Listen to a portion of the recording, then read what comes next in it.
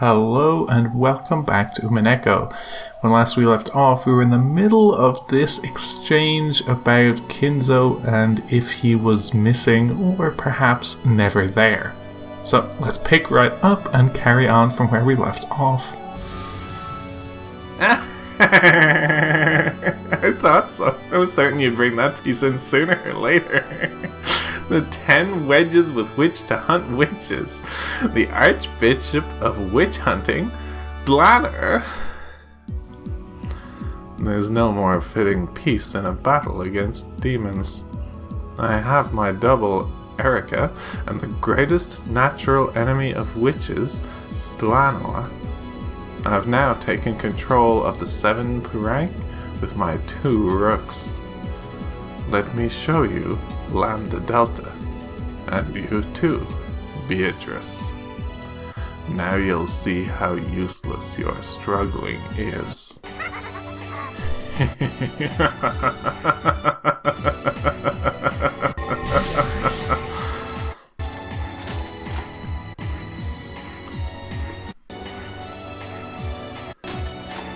The air shone brightly, and the piece Erica had guided there showed its form. That form resembled a clergy member, perfectly suited for confronting an evil witch. It is a pleasure to meet you. Dlanor Knox is my name. Even though this space was like a bomb just waiting to go off, she introduced herself in a neat and frank manner. Her out-of-place appearance, completely different from those of the demons and witches, felt blatantly odd and had a kind of severity to it. This is the first time I've met you, but I've heard all the rumors. So this doesn't truly feel like a first meeting. The same goes for me, Miss Beatrice. The detailed materials Eisern Jungfrau has on you summarized in 600 pages. I always read such reports, so this doesn't feel like a first meeting to me either. The Secretary of Hell could summarize those 600 pages into 6 letters. Allow me to ask. Danger? A fitting summary. When I return, I will summarize the materials on you using only 2 letters more, out of respect. Executed. So I'm cute now. You're too polite, my guest. Then let us continue. Miss Beatrice, I, Dlanor, the head Inquisitor of Heresy, do humbly accept my role as your opponent. My first move is over. If you can't remove the blue wedge from that Furodo Erica over there, then you might as well totter back up to heaven and get back to your usual boring job of stamping forms. Please do something about this wedge thing. It looks like Beatrice-san thinks she's already achieved checkmate with this alone. After making a show of tapping her finger on the blue wedge that pierced her, Erica shrugged, as though taunting Beatrice. Beatrice! It's okay, I'm just toying with her a bit. After all, if things get bad, I can grab Kinzo and run out of here whenever I want. I can leave this room at any time and go anywhere. That is useless. Oh? Now that you've met up with me, this is your demise. Escape will not be permitted. None can escape. True, we can't deny that it would be possible for Father to suddenly wake up and go somewhere. But you know what? I can say for sure that such a thing couldn't have happened. You know why? How could I know? Are you trying to say you stood outside this door all night? Watching to make sure the head didn't take a step outside? Yes, someone was watching. This kid right here. Please, allow me to speak. Let it be known that entering or exiting through this door is impossible. The palace guards are ordered to blockade the study door. The doors to heaven opened with a strong, unrelenting radiance like the sun's, announcing the arrival of Dlanor's underlings. Those words were clad in the red truth and cut off the witch's method of escape. Chester 410, right here. Chester 45, right here. It has been some time, Great Lady Beatrice. We were dispatched in accordance with Alliance Agreement number 1516 and a request from the Great Court of Heaven. We apologize for the rudeness that is to follow. We formed a precision blockade on the study door. Nyeh. I think it's best if you stay away from it. Nyeh. Allow me to speak. I say again, from last night at 11 p.m. until the present time, the study door was not opened even once.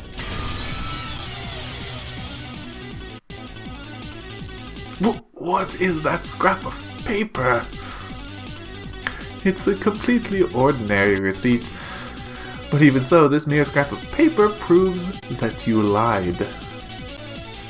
Last night, when you came out of the study, Ava saw her chance and wedged a receipt into the crack of the study door. And it fell down just now when Rudolph couldn't open the door for us. Know what that means? In other words, from 11 p.m. last night until now, Father couldn't possibly have opened this door. What did you say? Rudolph, the window was locked, right? Yeah, that's why I smashed the glass. The other windows are all locked as well. They're built so that you can't lock them from the outside.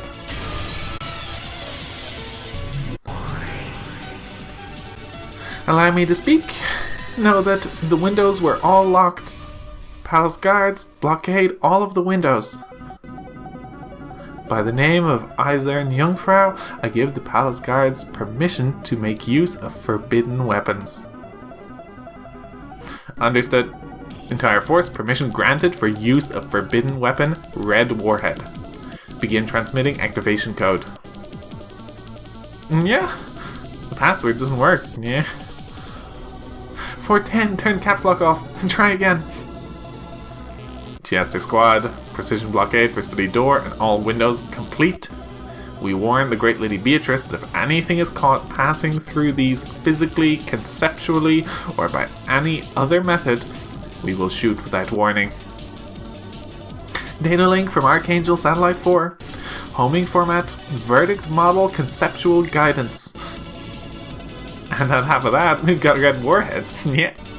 Impossible to shoot down, impossible to avoid, impossible to survive when hit. It'd smash even Lady Beatrice into little bits. Yeah.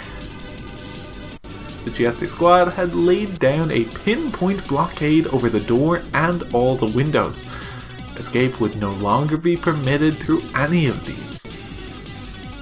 My. I should be doing the welcoming, but it seems I am the one being welcomed. I'm grateful for the courtesy call. You've even brought the Chiesta sisters. Allow me to inform you that your paths of retreat have been cut off.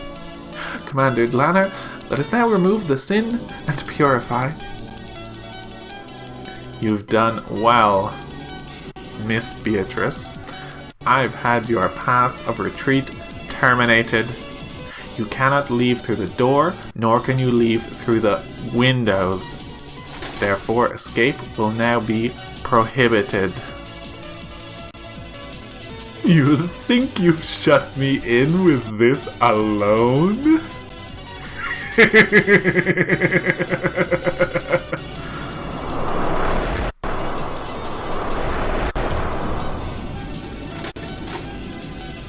Inquisitor of Heresy in Heaven and her subordinates surrounded the witch.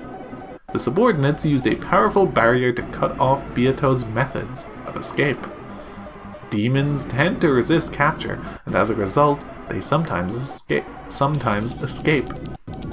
However, angels counter by blocking off passages of escape, allowing them to eradicate their targets without fail.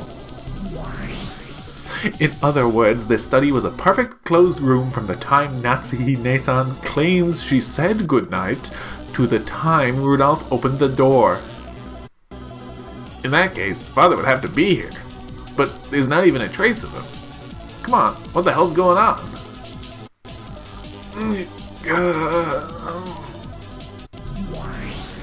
I keep telling you to calm down. The thought that I, Beatrice, could be shut in just because the doors and windows are closed is simply laughable. Kinzo, I was just playing around, but it seems our guest has no such intentions. Let's withdraw before we lose our chance. Yes, I would not regret losing this life of mine, but for Natsuhi's sake, I cannot die yet. Beato waved her pipe and the air was split vertically. Then a pitch-black gate appeared there and slowly opened. It was a warp portal, the same as the pitch-black holes that Gop used. I believe this was written on my files. An elusive phantom can appear from anywhere and disappear to anywhere. As long as Kinzo has me, it will be impossible to capture him. The pitch-black gate opened. That gate led from everywhere and to nowhere. Both Beato and Kinzo would be sent to a place where no one could catch them. A place where no one could set foot in, much less chase after them. This is the study of the Assura Mia family head, and it is also a room that Father helped to design personally. Would it really be so strange if he had some way to get outside without using the door? Yes, that's correct. There would be nothing strange about the Master having a hidden door. A hidden door? And where would that be? It's a hidden door, so I don't know. There are several devices and hidden doors in this mansion that only Father knows of. No one has seen them directly, but everyone in this mansion knows about them vaguely, correct? Yes. It's true that there have always been rumors about hidden passages only the Master knows of. It's true that Kinzo-san would probably like devices such as that. And they are hidden doors after all. No matter how much people such as ourselves might search, it's only natural that we won't find them. I see. So it's a devil's proof. You're saying we can't deny the possibility that a hidden door exists in this room. That's nonsense. A farce. Even considering that your lie about concealing Father's death is about to be revealed, how dare you? That's right. Just wearing this study as their hidden door. Try and prove that it exists. Proof is unnecessary. It's a devil's proof. It's impossible to find a hidden door, and therefore impossible to disprove that it exists. Therefore, no one can deny the possibility that Kinzo escaped from this study through a hidden door.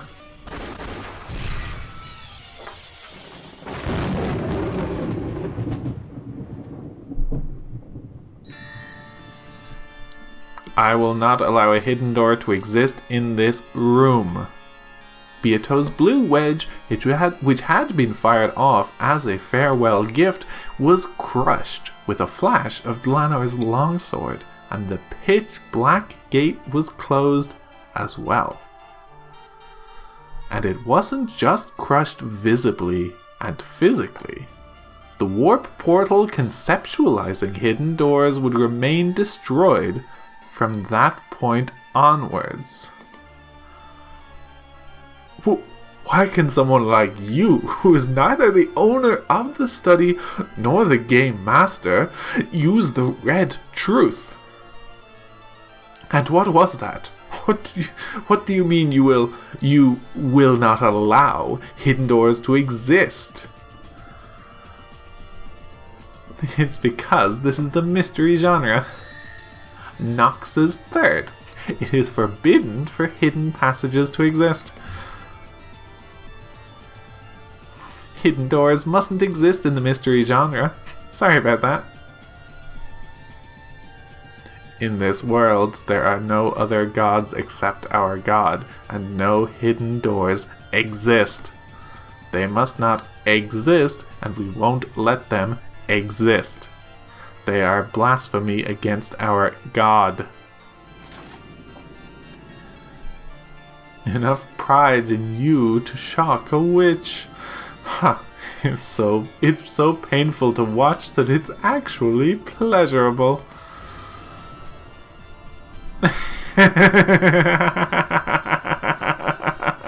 Here it is, the 10 wedges to pierce witches. Just like usual, it's the kind of irrational argument I love to hear. I just love to hear. What a fool. The devil's proof might have been vague enough to let you escape from everything until now. But now that you're up against Dlanor, that move won't work anymore, Beatrice.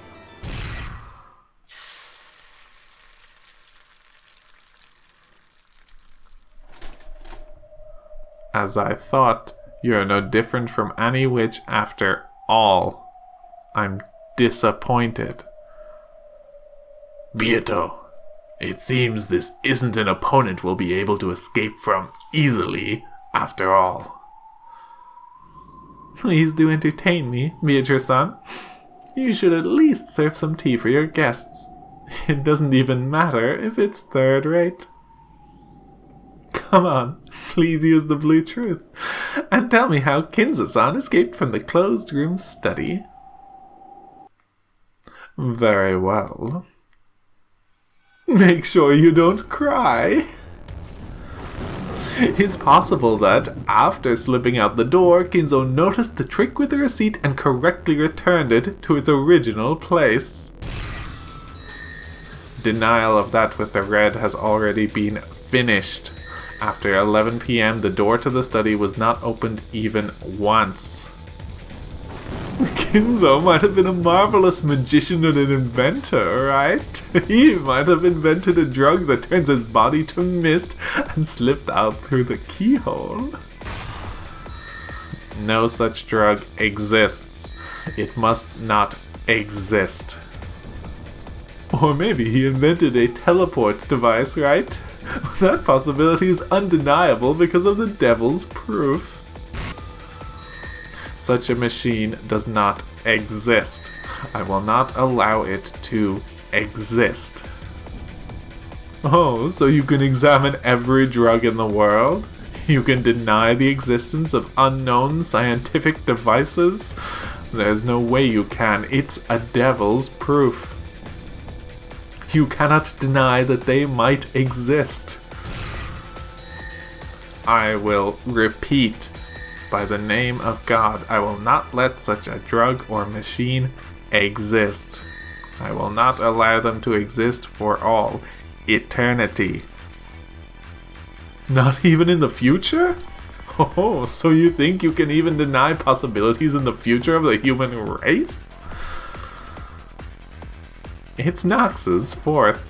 It is forbidden for unknown drugs or hard to understand scientific devices to be used.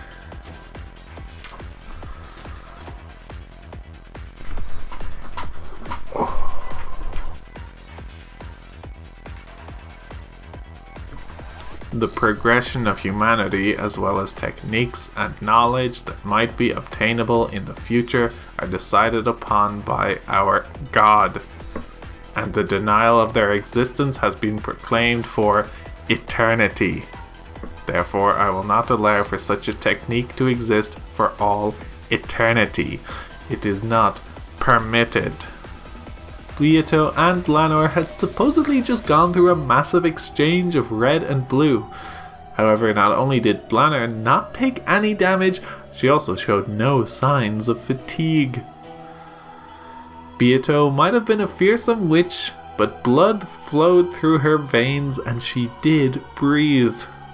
She felt both pain and fatigue. But Dlanor was like a doll made of marble.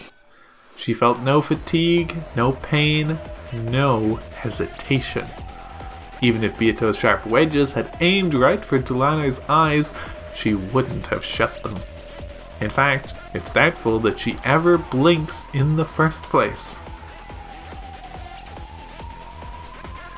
Beatrice, hang in there! Well, I'd already heard the rumors, but our compatibility really is awful.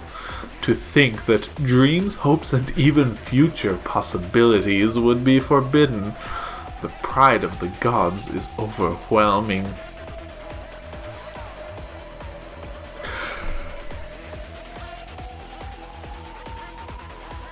I'd expect no less from a witch hunt executioner. It seems we'll never be able to enjoy a drink together. Even the strikes that had made battlers surrender over and over had absolutely no effect on Dlanor. Well, I more or less knew that was coming, but to think that I'd be repelled so easily. Quite a formidable opponent. Oh my, so even the great goldsmith has gotten old and decrepit. Hearing those words come out of your mouth is rarer than seeing two comets in the night sky.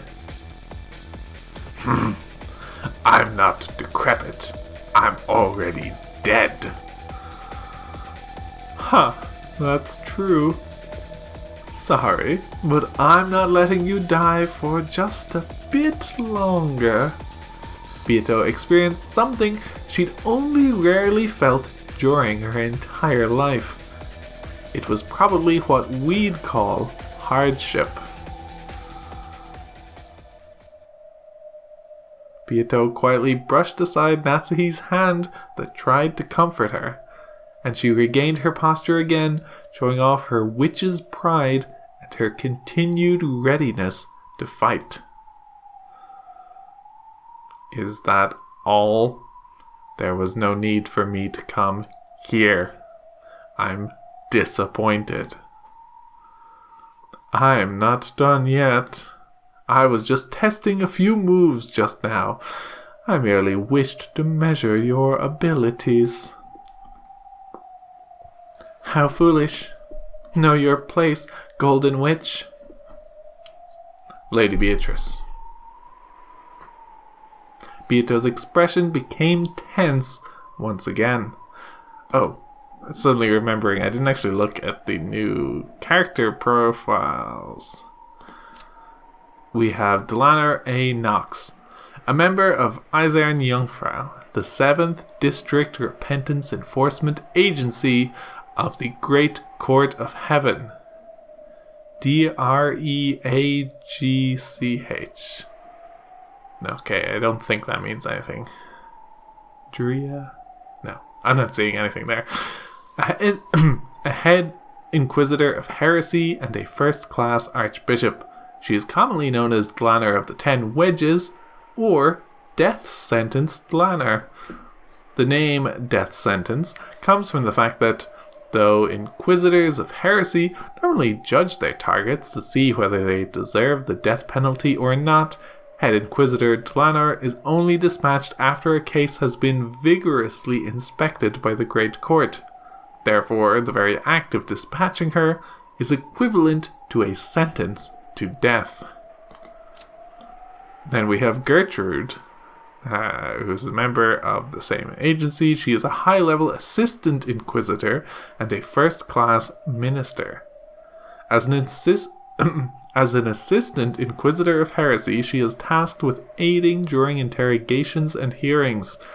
Because most missions end up as executions, she is usually assigned the job of using barriers to block the target's means of escape. And then the chesters. Oh, so if I... Yeah, there we go. We had Cornelia. An assistant inquisitor and a third-class minister. She has obtained high grades in academic exercises, but this is her first time on the job. She possesses a strong sense of justice and is currently cramming for exams to become an inquisitor of heresy like Dlanor. Her current goal is to become more like the veteran assistant, Gertrude. Okay, just wanted to get that in before I forgot. Beato's expression became tense once again. No longer was there any trace of mischief. The mood changed. The time for playing is over. Here I go. In that case, I shall acknowledge that Kinzo did not enter or leave the study. Why don't I accept your closed room?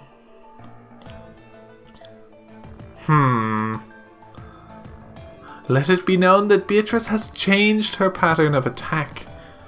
Beatrice, who had until then thoroughly resisted the idea that a closed room existed, did an about-face. She proclaimed that she accepted their proposition. Of course, this didn't mean she'd surrendered. This was a new attack of Beato's. Dlanor noticed this and readied herself. What's going on? Why did Lady Beatrice acknowledge the closed room when she's trying to destroy it? Yeah? She's probably trying to claim that Kinzo existed outside of this room. Confirmation that the great Lady Beatrice's warp point has reactivated. Nazi claims to have talked with Kinzo in the study, but she never said that she spoke with him face to face. Therefore, if Kinzo was in a location other than the study, there is no contradiction as long as they held a conversation.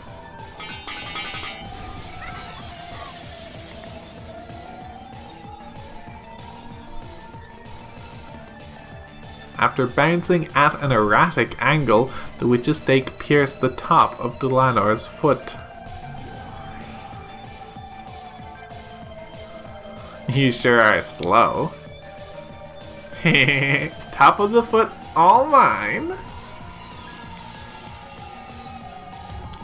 Nazi used the internal phone line in this study to speak with Kinzo, who was in another place.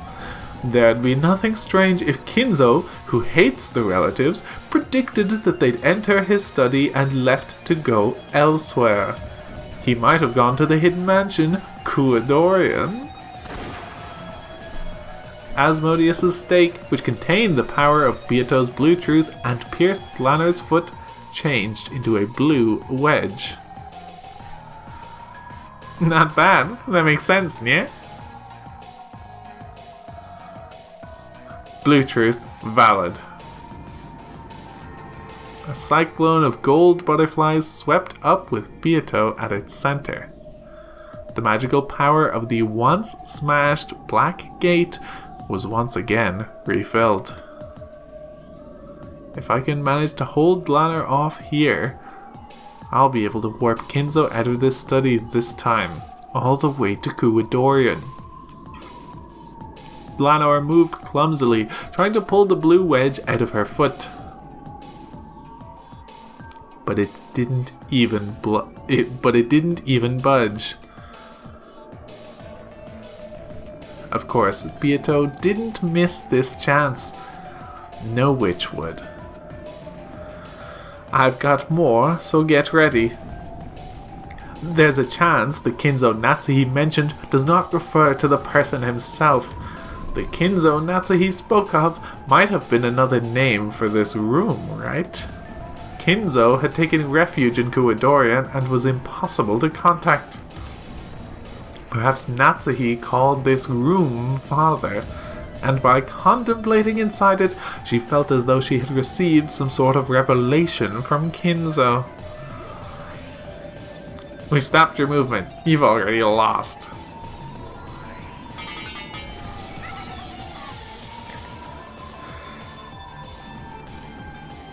Beelzebub's blue wedge pierced the base of Dlanor's neck.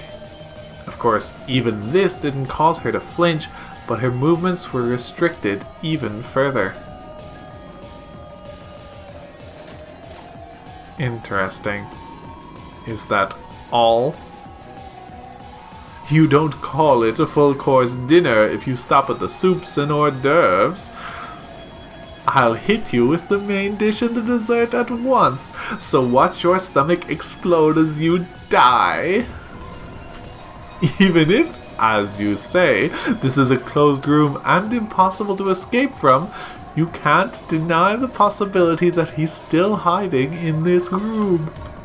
I'm not talking about a hidden door. He might be under the bed or above the ceiling. He might be hiding in a truly unobtrusive blind spot that only demons could know of, right? Or it might be that Natsuhi, who was ordered to speak specially on Kinzo's behalf, considered herself both his representative and another Kinzo. In other words, it's possible that Natsuhi was also Kinzo. I've got plenty more.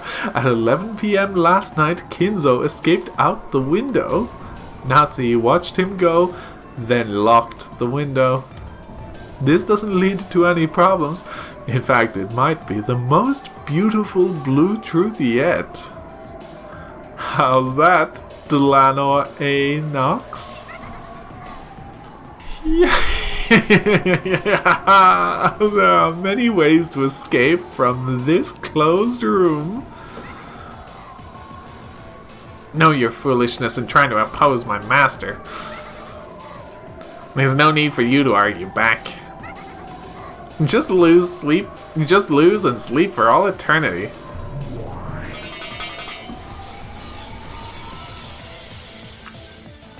The seven sisters appeared from Beato's golden tornado, one after another, piercing Dlanor with blue wedges. 4 blue wedges were buried into her neck, chest, gut, and thigh. Including the one buried into the top of her foot, she was pin-cushioned by 5 stakes. Beatrice-sama, when's my turn? I'll use you if I think of any more. Be quiet for now. How do you like that, Dlanor, the witch hunter?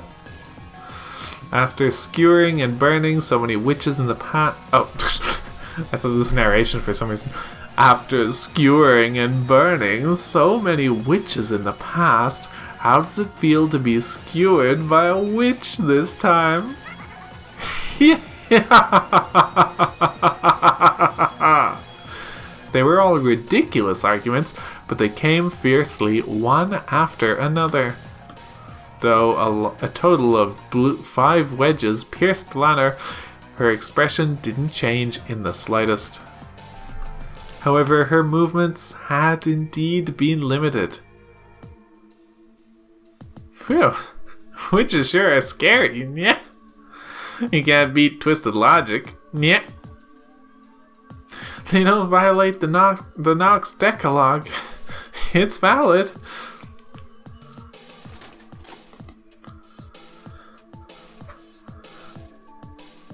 Well done, Beatrice. Even if there was no one in this study, and even if it was a closed room, that alone isn't enough to deny Father's existence. Against a normal opponent, I'd think the matter is settled by now.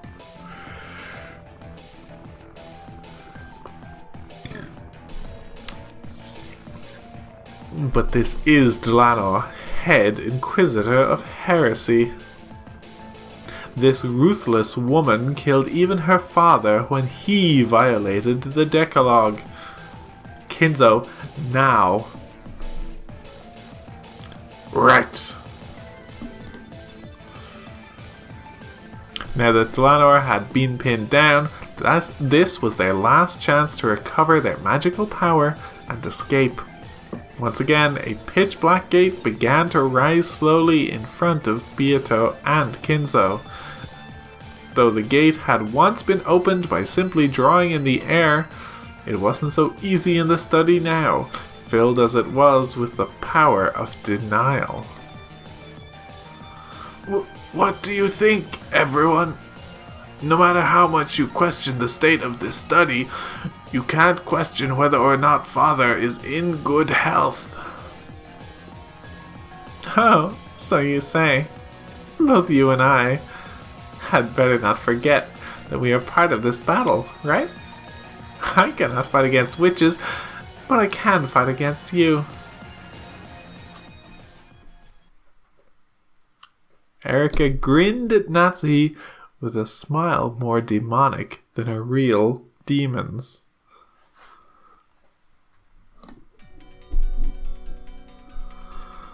Natsuhi-san, let me ask again. Last night, you're sure you spoke with Ashuramiya Kinzo-san, right?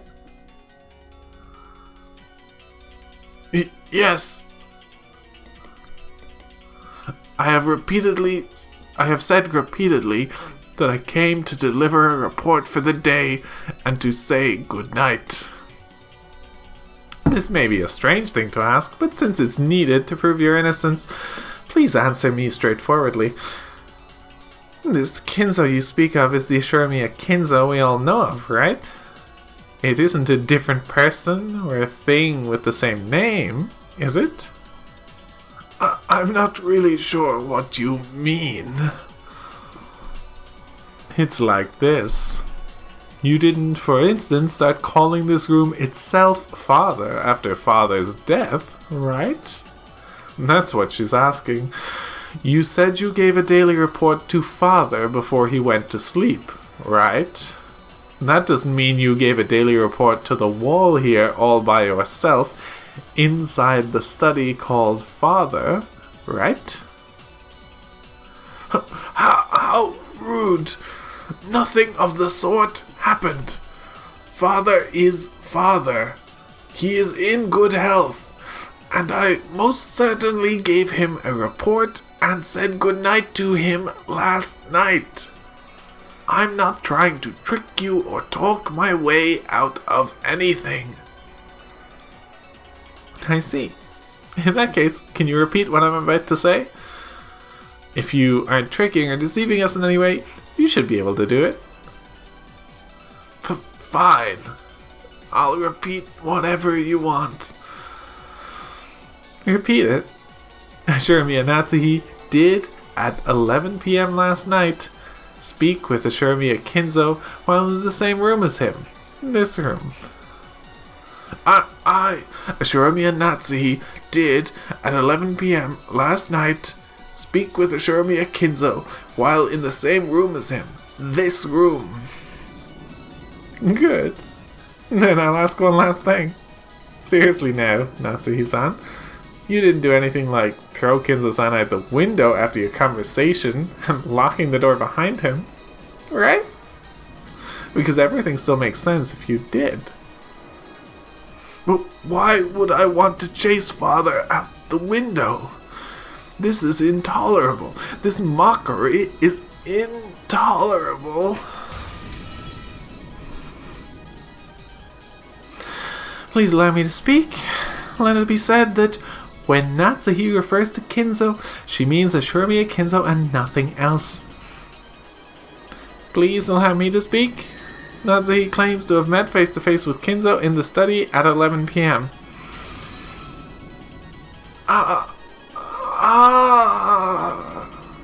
Natsuhi let out a cry, but it was too late. She had been totally suckered in by their provocation.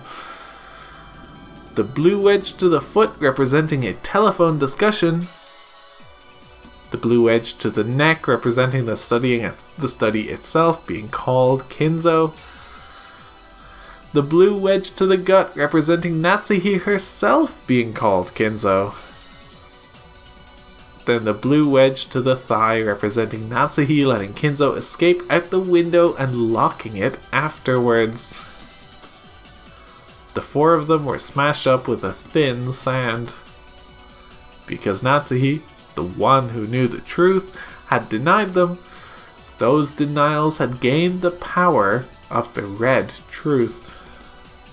Despite Kinzo's absence in this closed room, Byato had introduced 5 ways that Kinzo could still exist. Natsuhi had carelessly crushed the premises behind 4 of those herself.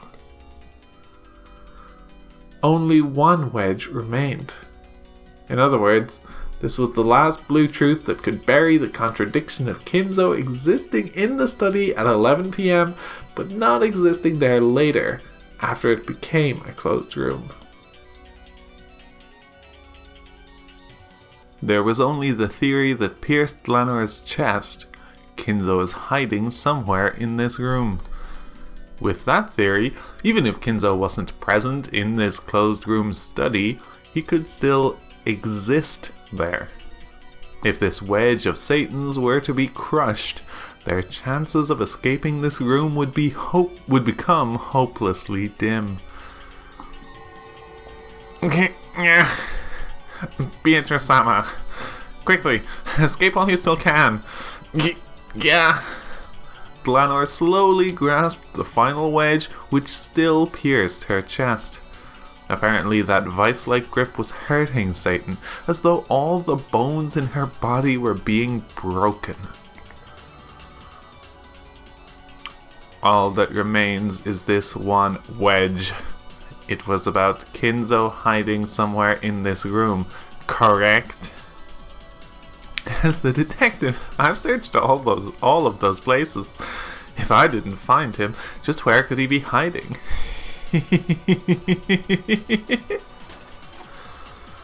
With the final wedge still sticking out of her chest, Dlanor slowly approached Byato. If this wedge wasn't taken out, then allow me to ask, just where in this study is Kinzo hiding? Well then, maybe he's under the bed? A check of that place has been finished.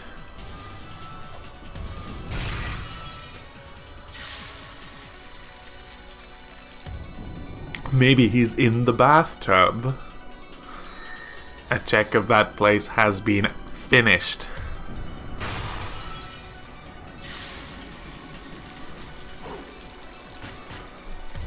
Inside the closet, under the desk, behind the curtains.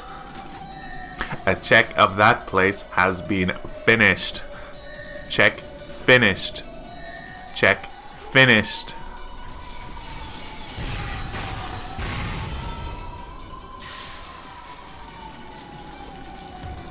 Behind the bookshelf, behind the closet, under the carpet, under the floor, above the ceiling, behind the wallpaper, inside the sofa, inside the chair, inside the bed, inside the blankets, inside the walls, inside a rock, inside a crag, inside the room.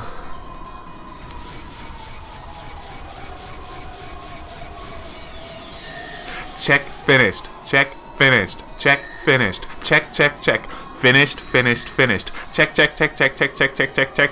Finished finished finished finished finished finished finished finished. Die the death.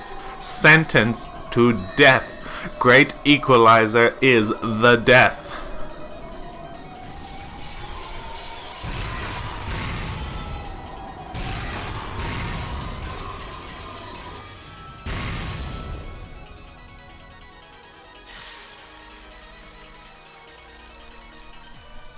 No locations would work against Dlanor by this point. Dlanor took Byato's final desperate onslaught head on.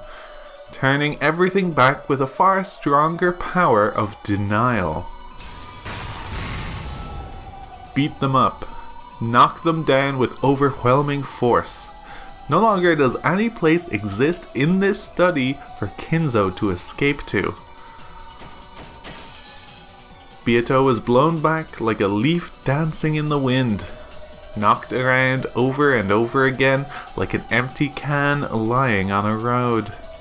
By now, no matter how many times Beato used the blue truth, it wouldn't be able to defeat Dlanor's red.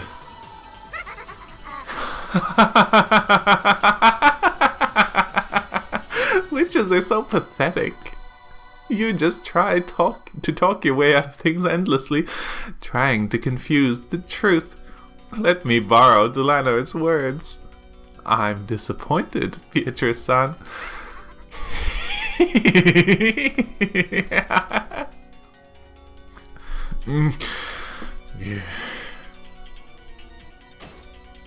Erica coldly delivered these decisive words to Beato, who was crawling on the ground.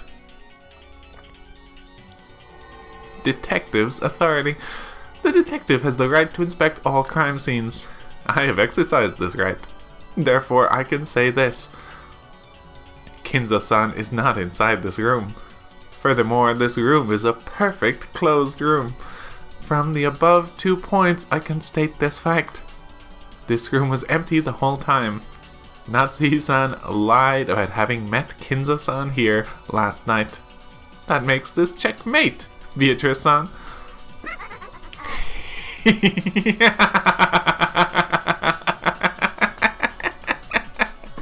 How's that? Simply by the existence of this room, this level of reasoning is possible for Furudo Erica. What do you think, everyone?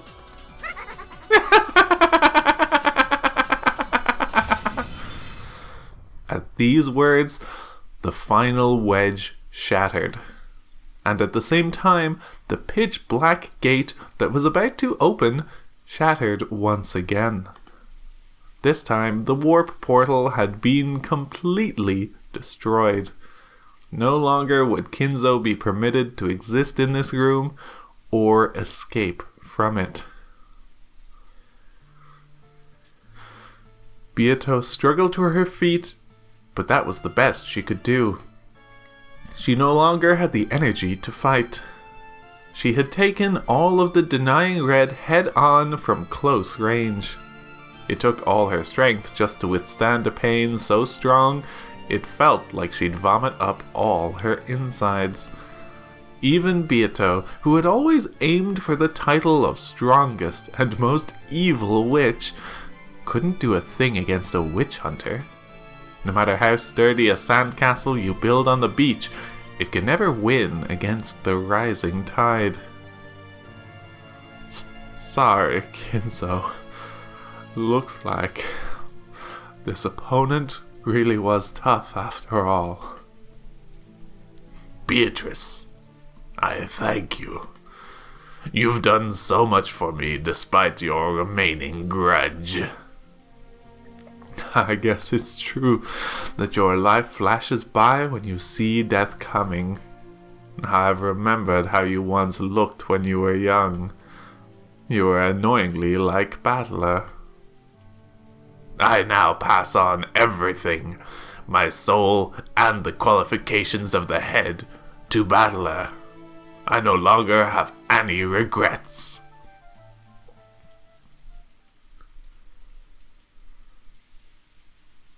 Battler, my apologies. How pitiful.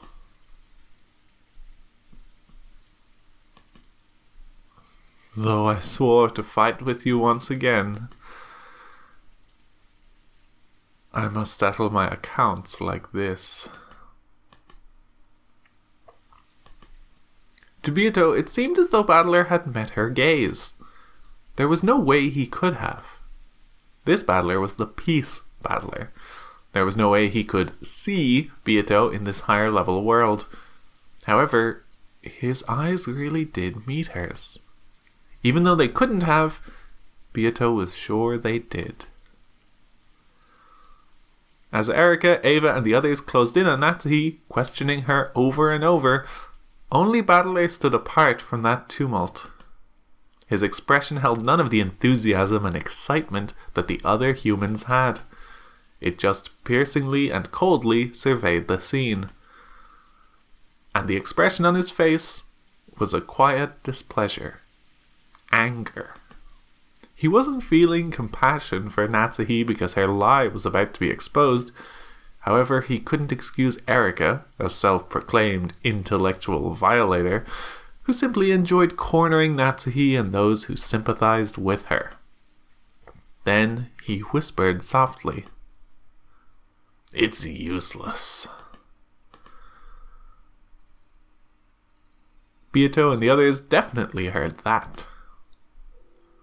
You don't think Battler might turn things around from this weakened position? I probably could have done it back in the day. And Battler can probably do it. Battler, if you are indeed the man who will inherit everything from me, now is the time to prove it. Don't let the legend of the Golden Witch end here.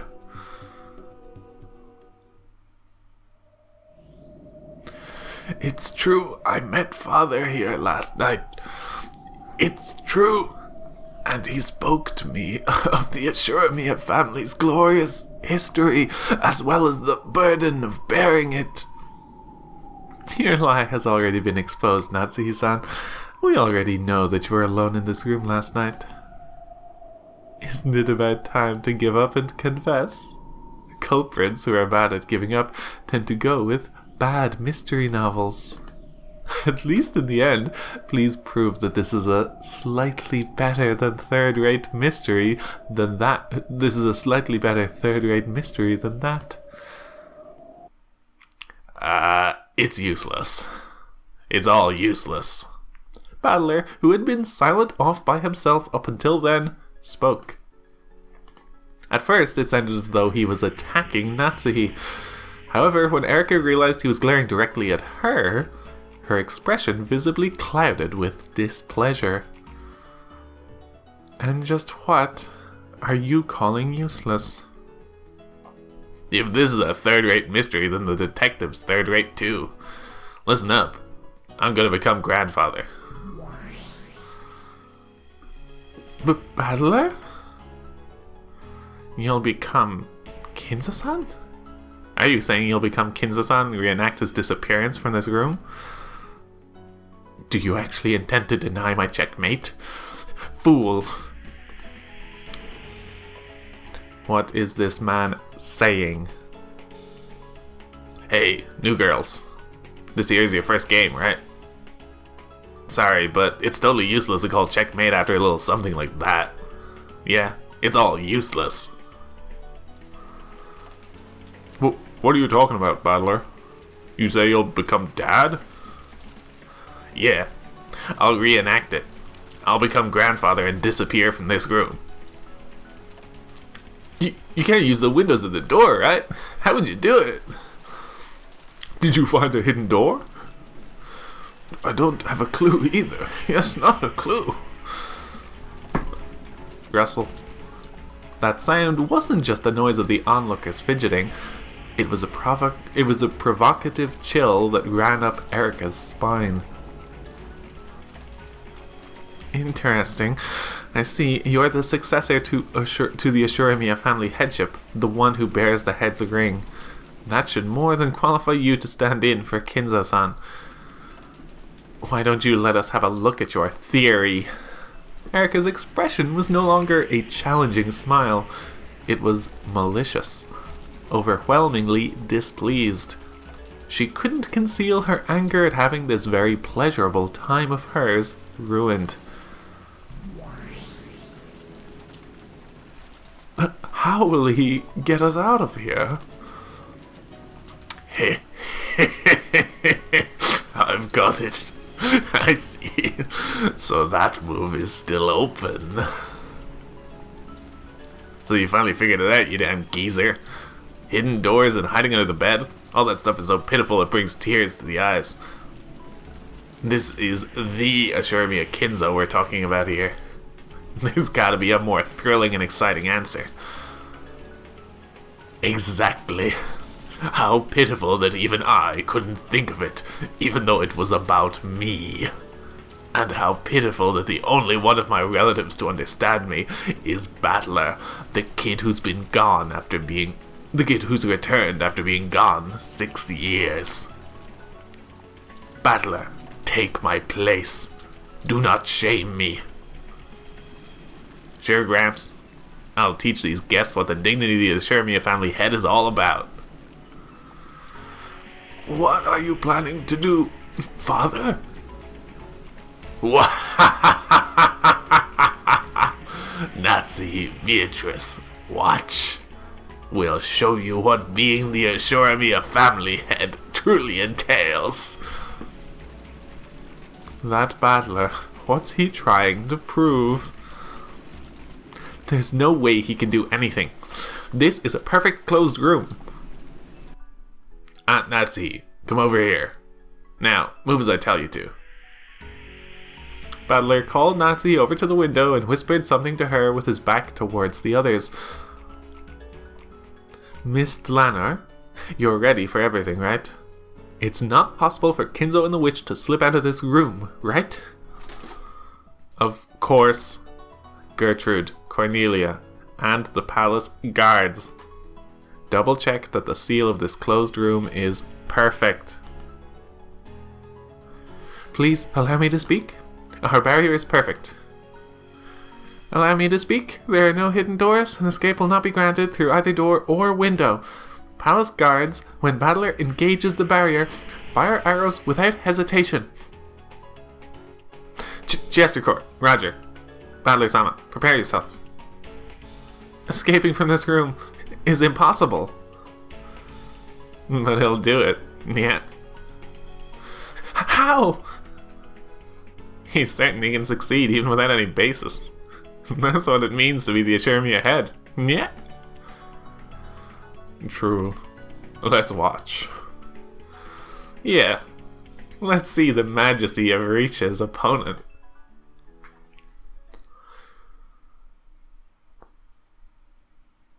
Then I'll begin. Everyone nodded and watched Battler's every move. Grandfather was lying in bed like this, granting his understanding of Aunt Nazi's daily report or whatever. Battler laid down on the bed himself. As if it still mattered now, Erica grumbled about disturbing the crime scene, but no one listened to her. Then, I stopped answering and sleep. Well, realistically speaking, I probably get tired of all that talking and only pretend to be asleep. Ah ha ha ha ha! You really do get it. I see that Father has gone to sleep. Bow silently and leave. Natsuhi lowered her head to Battler, who was still lying down in the bed, and turned around. Then she started wandering around as though doing an inspection of the room. After seeing that Grandfather was asleep, Natsuhi probably did an inspection of the room before leaving.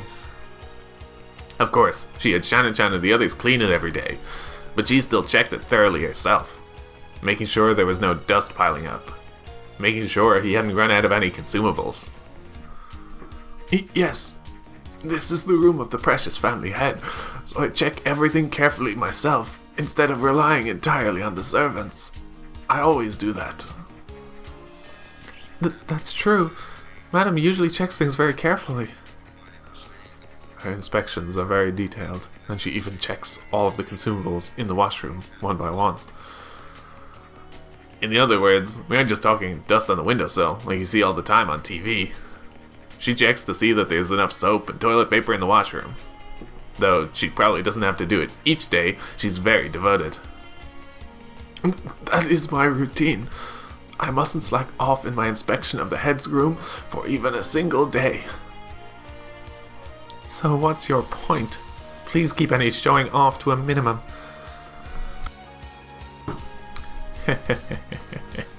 Isn't getting to show off the biggest perk to being a detective? But I'm the detective. Since we're inside the study, you can probably tell, but even though we call it a study, it wouldn't be wrong to call it a second house inside the mansion. It has a sleeping room, a study, a washroom, and even a toilet and bath. In other words, it isn't a single room. You could call it a full house. Thank you for the explanation of the room's layout. However, the move of having him hide somewhere in this room has already been defeated. He isn't hiding. However, there's gotta be several blind spots. For example, if Aunt Nazi went in the bathroom to check the amount of toilet paper, most of the study would be outside her range of vision. In other words, for almost every location in the study, the sole observer would have disappeared.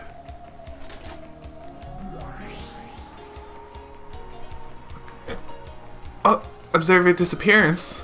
We've lost track of Kenzo. Let it be said that the witch's darkness is filling the study. Excellent. Watch as it fills with the power of darkness. So, if Nazi goes away, so what? What next? When Grandfather noticed that fussy Aunt Nazi leaving, he got up. Why?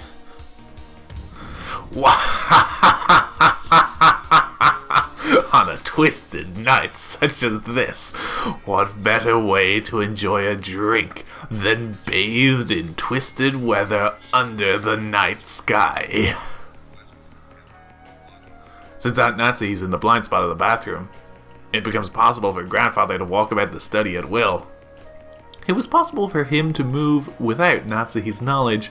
It was possible for him to move without contradicting what Nazi knew. Warning, Battler is approaching the study door. Allow me to speak.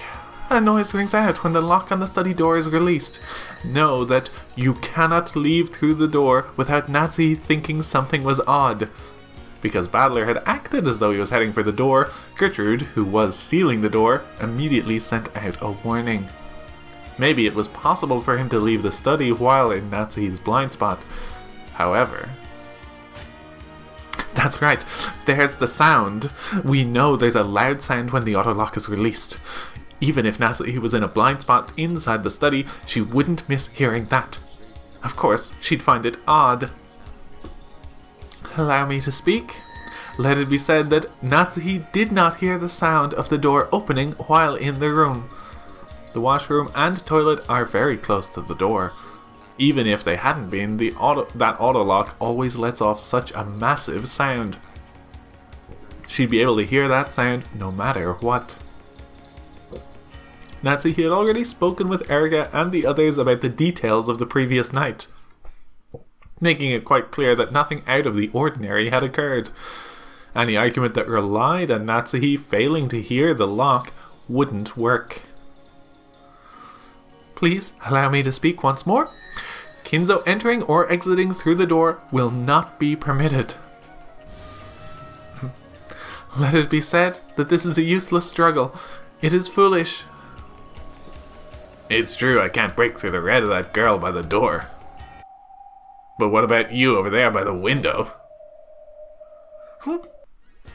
Turning his back to Gertrude, who claimed that leaving through the door was impossible, Battler locked gaze on Cornelia, who stood in front of the window. Make sure you hold that barrier of yours up tight. 'Cause you're gonna be blasted away, okay? By now, Battler's target was clear. It was Cornelia. It was the window. He was going to smash this closed room from the window. Not expecting to be chosen as the target herself, Cornelia was overawed for just a second, but she quickly regained her composure. On rare occasions, struggling, fleeing witches would directly challenge the barriers Cornelia set up. Such witches were always fighting desperately, on the brink of death. Please allow me to speak. You are Battler's target, Cornelia. I ask that you be on your guard. Fool! God, you have pity on this foolish lamb. I'm no sheep. The head of the Ashurmia family is an eagle, with one wing. Don't think you can keep me shut up in this study forever with just a flimsy window like that. Starting from a low posture, both silent and supple, Battler ran forward like a white leopard.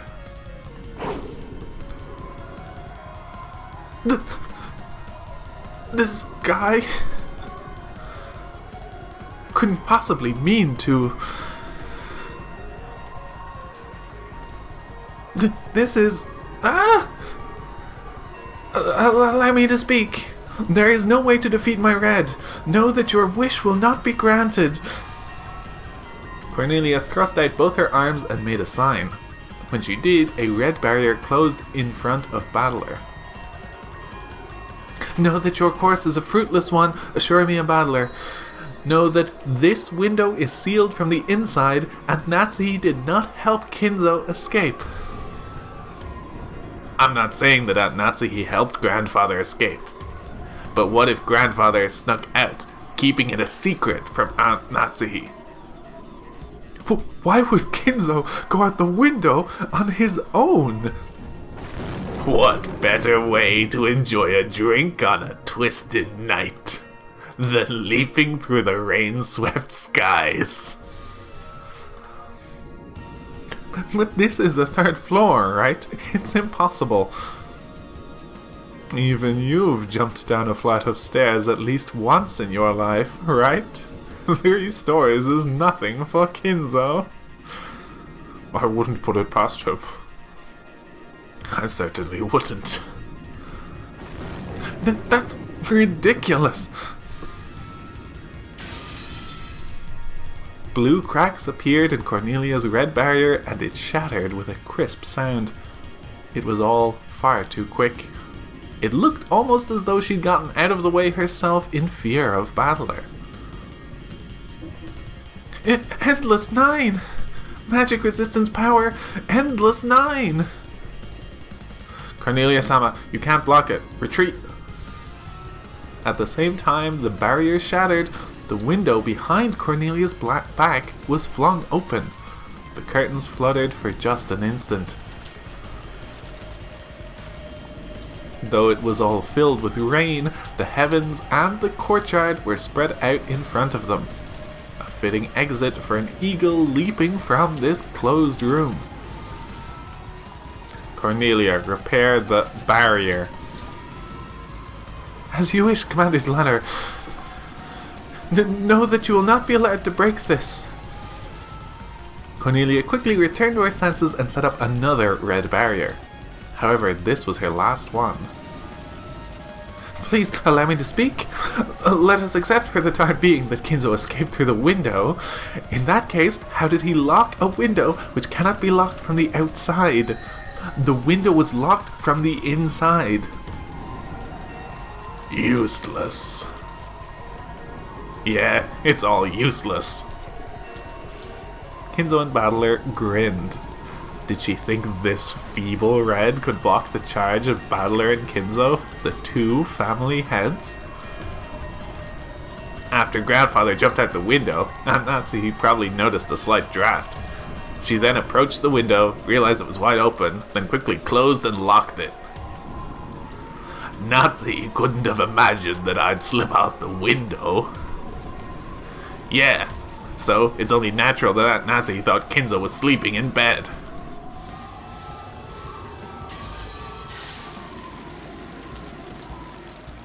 Now that Battler had found the answer, the red barrier was more fragile than thin glass. The red magical wall of certainty had been smashed again, so easily that it disgraced the name of certainty itself. Unbelievable, right? That barrier was more firm than Annie Ronave had ever used against Jessica. And yet, it had been destroyed so easily. Though Battler was rushing fiercely and had almost reached Cornelia, she didn't step aside. Her steel spirit, worthy of the name Eisern Jungfrau, didn't allow her to step aside. She took a charm from her pocket, placed it against the thin air, and made a sign. Then, not red but blue burned there. Though it was far more frail than the red barrier, it was her last method of resistance. You won't get through. You won't. Let me speak. Let me speak. Be that as it may, this is the 3rd floor. How could a wingless human escape from the window? Know that you won't get through. You won't. Just quit your whining and watch.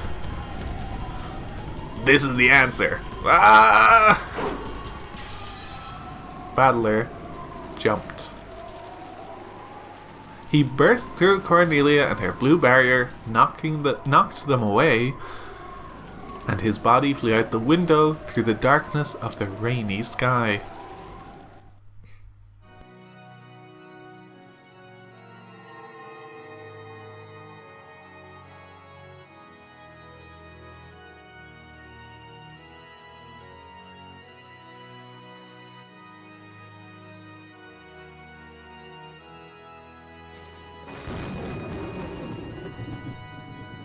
The fragments of the blue barrier scattered, beautifully adorning the surrounding air. The closed room had been smashed open. Battler flew out of the mansion, through the sky above the rainy courtyard. All the raindrops became small round gems and were scattered through the air. Battler flew across the treasure box world of that exquisite stormy sky, through the countless gems of rain that filled it.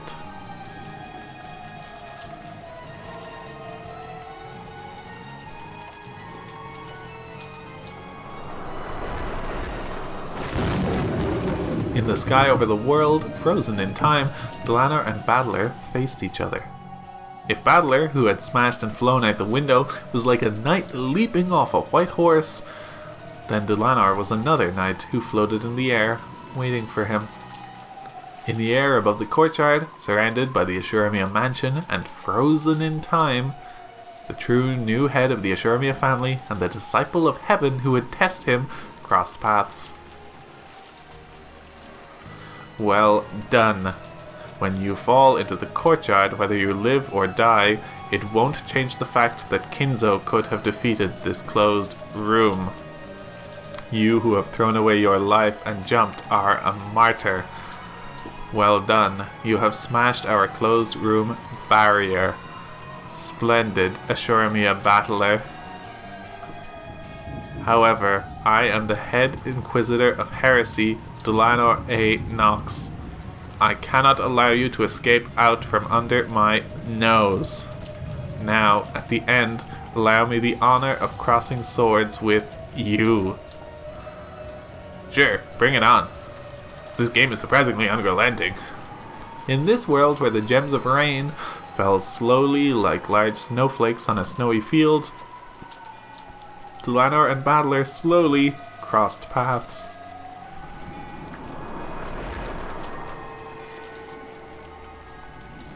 It seemed slow, and yet it happened in a flash. Their gazes crossed and clashed like lightning. Knight confronted knight head on, and everything would be settled with a single strike. Blue and red crossed paths.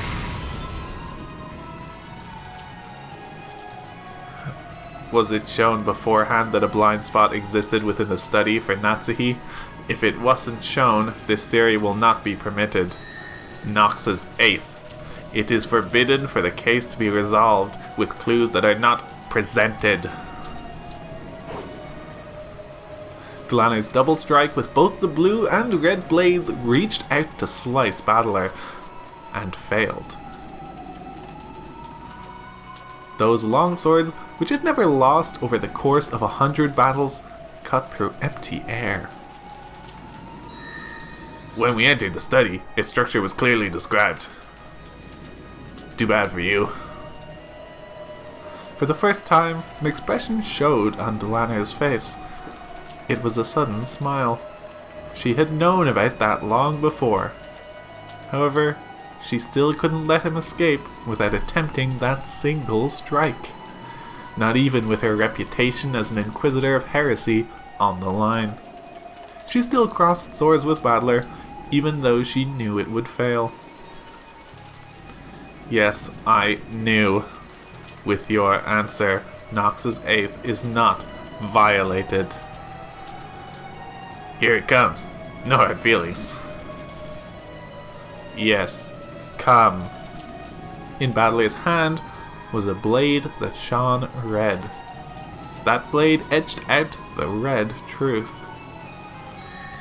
It wouldn't be an exaggeration to say that Kinzo's study was a small villa he had created inside the mansion. A study, a library, a place to sleep, and a bathroom and washroom. It was divided into multiple rooms. Oh, this is narration, this is not him talking. That has already been shown, and it suggests that there could have been a blind spot somewhere within the room.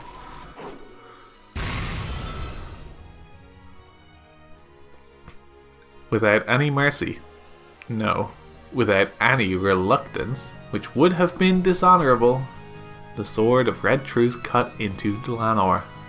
It cut a beautiful hemisphere through the countless gems of rain that filled the sky.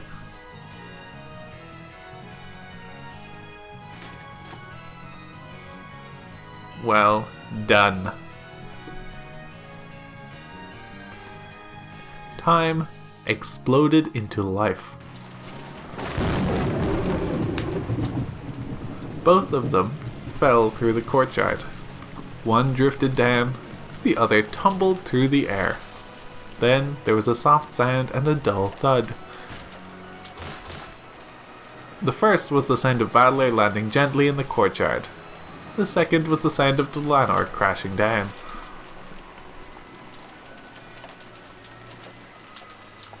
After crouching down for a while, Battler slowly stood up. Though he had jumped down from the third floor, he had landed as lightly as though he had merely jumped over a fence. Battler! Vieto leaned out of the study window, looking to see if the supposedly wingless Battler had landed safely. Vieto! Come on, jump! Huh? That window is our way out. So, jump! You aren't the kind of witch who could be locked up inside a closed room, right? The study was no longer a closed room. She could jump from here, escape from here. By now, the closed room that had threatened to capture the witch and suffocate her had been destroyed. Yes, you too, Kinzo. Go. From the moment Battler showed his answer, my spirit had already escaped from this room. Kinzo's form became a cloud of gold butterflies and disappeared. The closed room barrier had dissolved and the power that denies magic had scattered. Beato ran towards the window. That was the only exit from the closed room of this witch hunt. After glancing at Jester's sisters and the subordinates of the Inquisitor of Heresy, she readied her wound-covered body and ran towards the window, just like Battler had done. She looked like Cinderella running as she heard the bell toll. There's no way we'll let you escape, Beatrice, illusion of the witch. Erica flew at Beato, trying to latch on to Beato as she dashed. But it was like trying to catch smoke, and she landed face first on the floor. There's no way a human could catch a witch. For one such as her, without love, even touching Beato was impossible. Chestercore, shoot the witch, shoot her dead. Alignment conflict, unable to fire. Allow me to speak. I have no barrier prepared that can block Battler's blue truth. Both Chester 00 and Gertrude spoke with unbelievably calm voices. No one can stop them? Not Battler, not Kinzo, not Beatrice? If these guys manage to escape... My closed room, my theory! I'm... the detective! Frodo, Erica.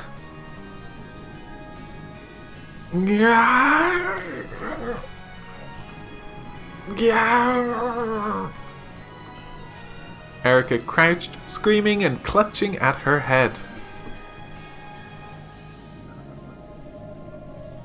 The Great Golden Witch isn't going to be defeated by something like that geezer's grubby study. It's still just the first Twilight. I'll teach these newcomers that your game isn't that easy.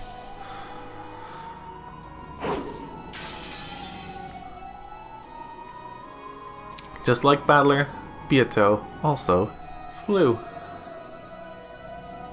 She drifted down through the rain treasure box world into Battler's chest.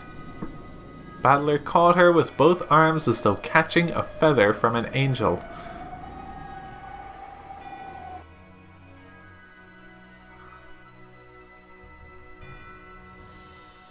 It was like a knight catching a princess who had been locked up in a tower.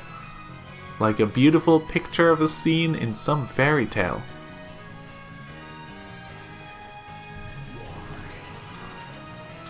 Crap, I think I'm in love. Are all the Ashurmia family heads like this? If you were to write down the unprecedented feats of Ashurmia Kinzo, you would probably have an uproarious tale longer than all the grimoires in this study put together. It seems the tale of the next head will be worth writing down as well. In fact, it already is being written. It's already a very, very long tale. The demons giggled on top of the roof, holding umbrellas. Then they quietly looked down over the two in the courtyard.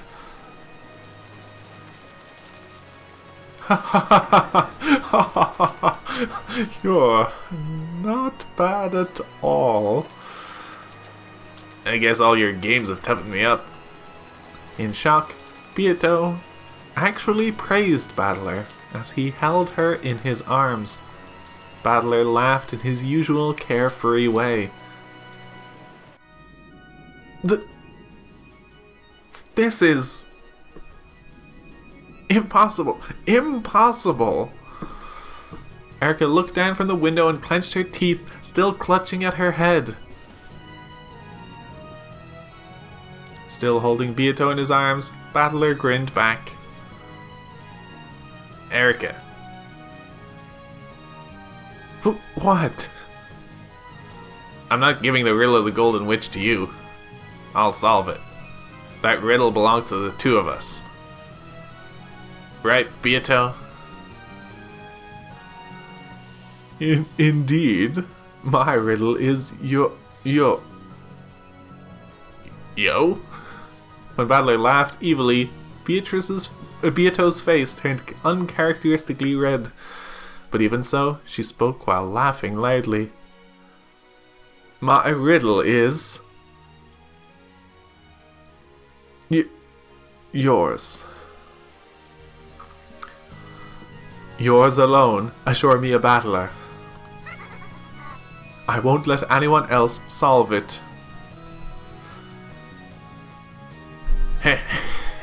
Listen to her saying something like that.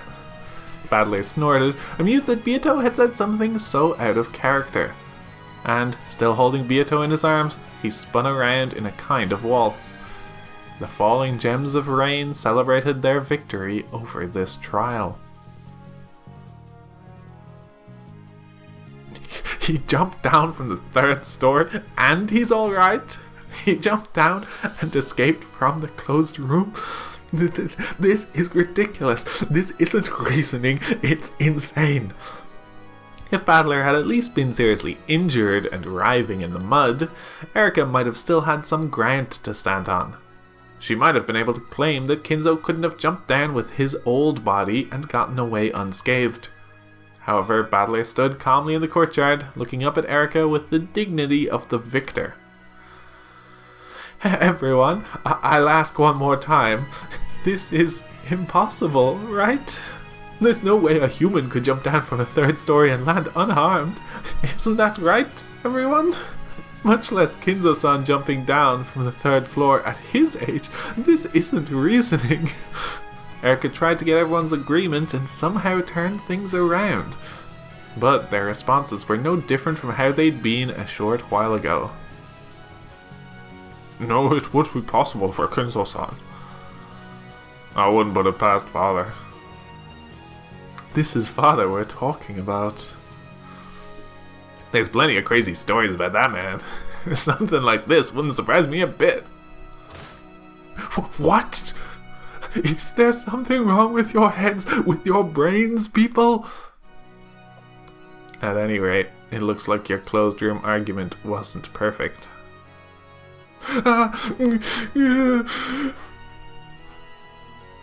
Not only the servants, but the family members also agreed. They all agreed that there was nothing strange about Kinzo jumping down from a third-floor window. Just who is this Ashuramiya Kinzo person?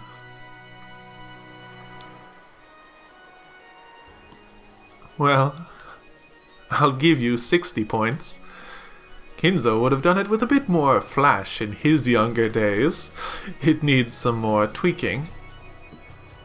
Oh, and how much should it be tweaked? Well, he might have jumped down with me in his arms. Got it. Next time, I'll do that. If you think you can, just you try. Beato's voice grew very faint, and she gulped. Then her body suddenly crumbled away into a cloud of gold butterflies. That was because many people had rushed up to the window and she was being bathed with gazes filled with the anti-magic toxin. Beato's body became invisible to them and melted into the air. So to their eyes it appeared that Battler was standing all alone out in the courtyard. Battler, you okay? It looks like he's fine. Thank goodness. I have lost.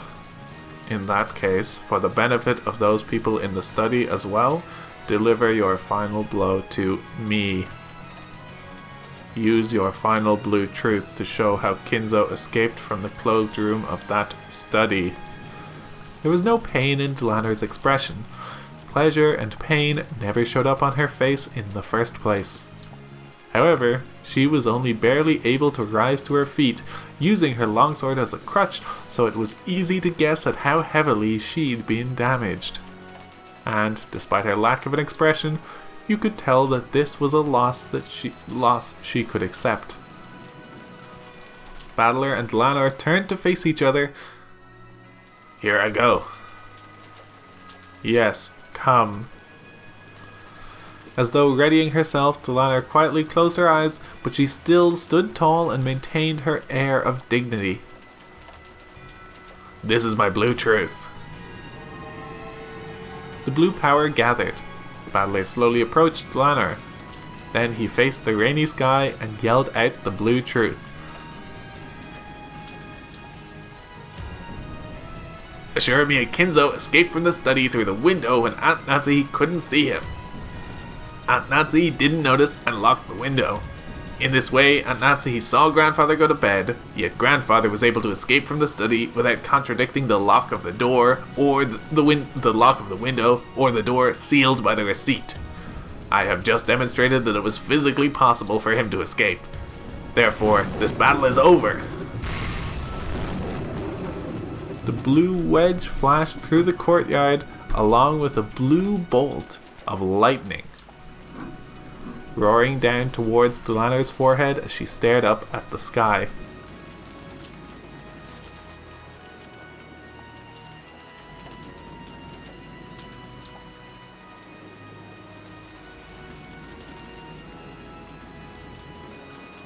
Beato's game isn't forgiving.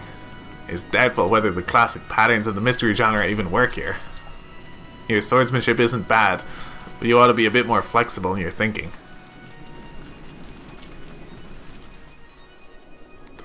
A massive blue wedge that looked like a pillar was over Dlanor's forehead, and had stopped with its tip just slightly touching her. It didn't run her through. It made no mark larger than being poked with a pencil. When Battler snapped his fingers, the blue wedge shattered and became a shower of translucent gems. No, drops of rain that poured down over the courtyard. Dlanor sat down in a dazed sort of way. Amidst the thunder and rain, the successor to the Ashurmia family headship faced the people staring down from the study and spread his arms wide. Welcome to Beatos in my game. Welcome, Frodo Erica.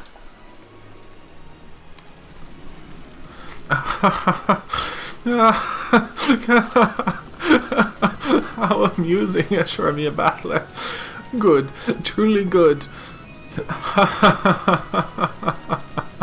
I'll chew it to bits, this riddle of the witch, all the way deep into its guts while it's still alive. Battler and Beato both looked calmly up at Erica, who couldn't contain her evil laugh.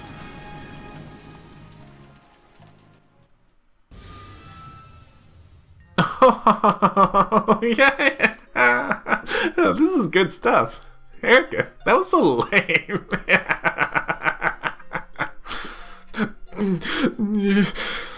Lady Berncastel, my apologies. That look on your face. It's so incredibly laughable that I'd like to smash it and put a frame around it. My double is so pathetic, lame.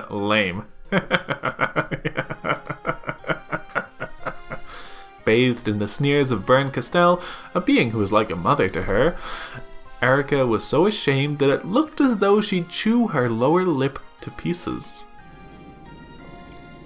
Someday I'll definitely...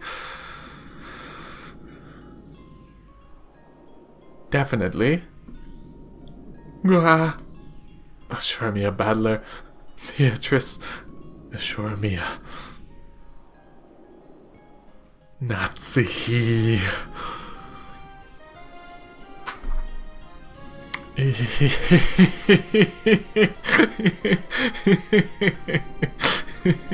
Yeah.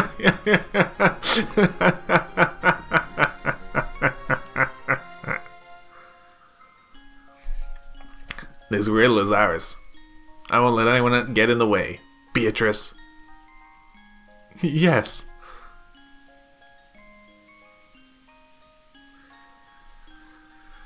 And thus ends quite a long stretch.